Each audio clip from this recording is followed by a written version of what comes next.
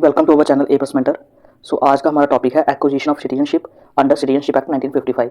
तो सबसे पहले जो सिटीजनशिप, अब इसमें हम क्या पढ़ेंगे कि कोई पर्सन है उसको इंडियन सिटीजनशिप कैसे मिल सकती है, ठीक है, वो कैसे अक्वायर कर सकता है इंडियन सिटीजनशिप, जो भारतीय नागरिकता है उसको कैसे मिल सकती है।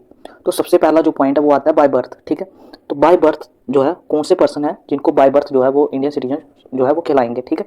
तो इससे पहले हमें कुछ डेट्स हैं जो याद रखनी पड़ेगी। सबसे पहली जो डेट है वो क्या है, 26 जनवरी 1950, और दूसरी डेट कौन सी है, 1 जुलाई 1987, और थर्ड जो डेट है वो कौन सी है, 3 दिसंबर 2004, ठीक है।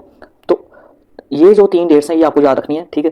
तो इन्हीं डेट्स के बेसिस पे हमें 3 पॉइंट जो है वो मिलते हैं। तो फर्स्ट पॉइंट है उसमें क्या बोला गया है कि a person born in India. सबसे पहले जो पर्सन है वो उसका जन्म कहाँ पे होना चाहिए, इंडिया में होना चाहिए, ठीक है।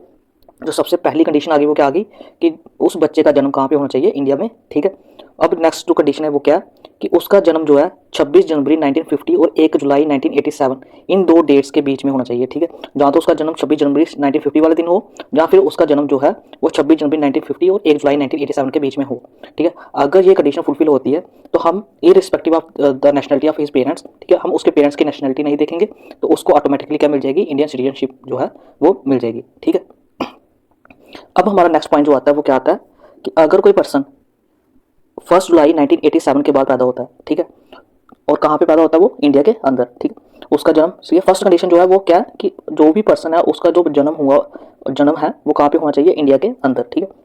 अगर कोई सिटीजन है, कोई पर्सन है, वो उसका जन्म क्या कब हुआ है, 1 जुलाई 1987 वाले दिन या उसके बाद, तो अगर तो उसके लिए क्या होगा, उसके जो पेरेंट्स हैं, ठीक है, जहाँ तो फिर उसकी फादर या फिर उसकी जो मदर है, ठीक है, इन दोनों में से कोई एक पर्सन क्या होना चाहिए, इंडिया का सिटीजन होना चाहिए, ठीक है। जहाँ उसके फादर जो है वो इंडियन सिटीजन होना चाहिए, जहाँ फिर उसकी मदर इंडियन सिटीजन होनी चाहिए। अगर ये कंडीशन फुलफिल होती है तो वो क्या कहलाएगा, इंडियन सिटीजन कहलाएगा, ठीक है।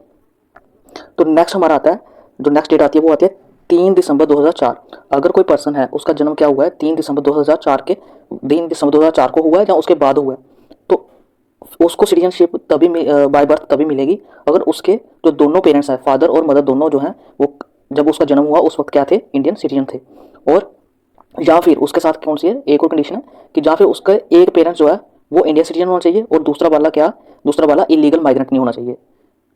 अब हमारा नेक्स्ट पॉइंट आता है कि जो फॉरेन डिप्लोमेट होते हैं और जो एनिमी एलियंस होते हैं उनके जो बच्चे होते हैं वो इंडियन सिटीजनशिप बाय बर्थ जो है वो एक्वायर नहीं कर सकते, ठीक है। अब नेक्स्ट हमारा आता है सिटीजनशिप बाय डिसेंट। तो हम बाय डिसेंट भी सिटीजनशिप जो है वो एक्वायर कर सकते हैं। तो अब जैसे कि हमने पढ़ा बाय बर्थ में हमें ऐसे कौन से पर्सन थे जिनका जन्म, बाय बर्थ में कौन से पर्सन थे जो जिनका जन्म कहाँ पे हुआ है, इंडिया के अंदर। लेकिन बाय डिसेंट में क्या है कि ऐसे पर्सन जिनका जन्म कहाँ पे हुआ है, इंडिया के बाहर, ठीक है। तो भारत के बाहर जो जिनका जन्म हुआ है वो सिटीजनशिप एक्वायर कर सकते हैं बाय डिसेंट।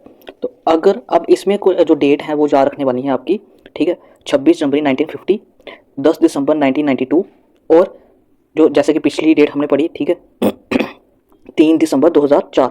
तो ये 3 डेट्स जो हैं वो आपको याद रखनी है, और इसमें सिर्फ एक ही डेट एक्स्ट्रा है, वो कौन सी है, 10 दिसंबर 1992, ठीक है। तो अगर अब सबसे पहला जो पॉइंट आता है वो क्या आता है, अगर कोई पर्सन है जिसका जन्म कहाँ पे हुआ है, इंडिया के बाहर हुआ है, और कब, 26, जहाँ तो उसका जन्म 26 जनवरी 1950 को हुआ है, या फिर उसका 26 जनवरी 1950 और 10 दिसंबर 1992 के बीच में हुआ है, ठीक है। तो उसको बाय डिसेंट तभी मिलेगी अगर उसके जो फादर हैं, ठीक है, जब उसका जन्म हुआ उसके जो फादर थे वो क्या होने चाहिए, सिटीजन होने चाहिए इंडिया के, ठीक है। तो इसमें इंपॉर्टेंट क्या है, ठीक है, अगर कोई किसी पर्सन का जन्म 26 जनवरी 1950 और 10 नवंबर 1992 के बीच में होता है तो उसके जो फादर हैं वो क्या होने चाहिए, सिटीजन होने चाहिए जब उसका जन्म हुआ, ठीक है। उसके जन्म के वक्त वो क्या होना चाहिए, उसके फादर सिटीजन ऑफ इंडिया। तो नेक्स्ट पॉइंट हमारा आता है कि अगर कोई पर्सन 10 दिसंबर या फिर उसके बाद 10 दिसंबर 1992 या फिर उसके बाद जो है वो पैदा होता है, और कहाँ पे पैदा होता है, आउटसाइड इंडिया, इंडिया के बाहर, तो उसको सिटीजनशिप बाय डिसेंट तभी मिलेगी अगर उसके जब जहाँ तो फिर फादर जहाँ फिर उसकी मदर, ठीक है, अगर उसमें से कोई एक भी जो है वो इंडियन सिटीजन था उसके बर्थ के समय, तो वो क्या बाय डिसेंट जो है वो इंडिया का सिटीजनशिप वो है उसको कंसिडर किया जाएगा, ठीक है। अब नेक्स्ट हमारी आती है 3 दिसंबर 2004। अगर 3 दिसंबर 2004 को पैदा होगा कोई पर्सन, ठीक है, और कहाँ पे, इंडिया के बाहर, तो उसको तब तक सिटीजनशिप नहीं मिलेगी बाय डिसेंट जब तक वो क्या करेगा, इंडियन काउंसुलेट में, ठीक है, 1 साल के, सोच लो उसका जन्म 3 दिसंबर 2004 को हुआ, ठीक है, तो 3 दिसंबर 2005 के अंदर अंदर उसको क्या करना पड़ेगा, उसको इंडियन काउंसुलेट में अपना जो बर्थ है उसको रजिस्टर करना पड़ेगा, ठीक है। तो अगर वो नहीं करता, अगर वो 1 साल के अंदर अंदर नहीं करता, उसके जन्म के 1 साल के अंदर अंदर जो है अपने बर्थ की रजिस्ट्रेशन नहीं करता इंडियन कॉन्सुलेट में, तो फिर उसको सेंट्रल गवर्नमेंट की जो है परमिशन लेनी पड़ेगी, ठीक है। उसको फिर उसको जाके जो है वो इंडिया की सिटीजनशिप मिल सकती है, ठीक है।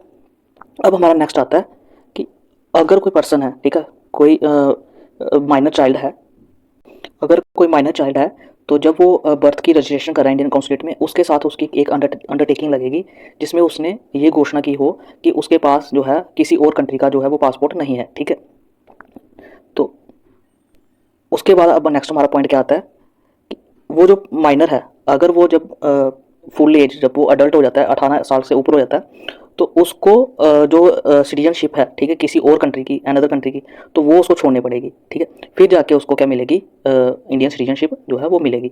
अगर वो रिनाउंस नहीं करता तो उसकी इंडियन सिटीजनशिप जो है वो चली जाएगी, ठीक है। तो इसमें आपको जो लास्ट पॉइंट है इसमें आपको क्या याद रखना है कि अगर कोई पर्सन 3 दिसंबर 2004 के बाद पैदा होता है इंडिया के बाहर, तो वो उसको क्या करना पड़ेगा, इंडियन कॉन्सुलेट में 1 साल के अंदर अंदर अपने बर्थ की रजिस्ट्रेशन करनी पड़ेगी, ठीक है।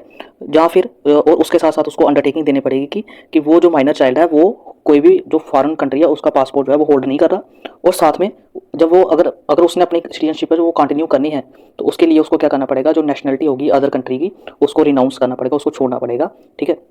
और कब छोड़ना पड़ेगा, जब वो अडल्ट हो जाता है, 18 साल का हो जाता है, उसके 18 साल के होने के बाद 6 महीने के अंदर अंदर, ठीक है। तो ये जो कुछ कंडीशंस हैं जिसके थ्रू हम क्या कर सकते हैं, इंडिया की सिटीजनशिप जो है वो बाय डिसेंट जो है वो एक्वायर कर सकते हैं। तो नेक्स्ट हम पॉइंट जो है वो कल पढ़ेंगे। So thanks for watching our lecture.